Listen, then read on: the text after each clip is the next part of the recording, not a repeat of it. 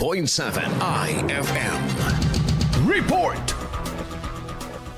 Pinasinayaan kahapon ng bagong 2-story building na may 8 classrooms sa David National High School sa bayan ng Mangaldan. Gagamitin na naturang pasilidad ng mga mag-aaral na nasa 8 at 10 baitang. Ang naturang proyekto ay pinaglaanan ng mahigit 19 na milyong piso na mula sa Pondo ng Kagawaran ng Edukasyon at Pakikipagtulungan sa opisina ni 4th District of Pangasinan Congressman Christopher Toff de Venecia. Ayon kay Congressman de Venecia, sana'y alagaan ito ng mga mag-aaral para sa kanilang kinabukasan na may kaakibat na responsibilidad para sa pagpapalawak ng kanilang kaisipan, kamalikhain at inobasyon. If we end up na ang parati natin tinatanong is paano, how, you'll never be innovative.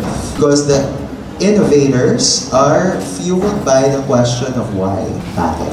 Galingan ninyo ang inyong pag-aaral.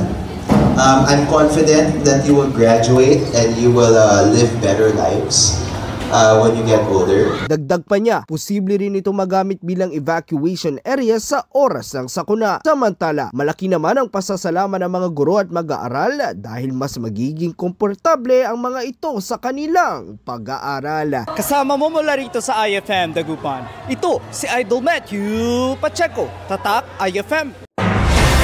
IFM News. IFM News. IFM News.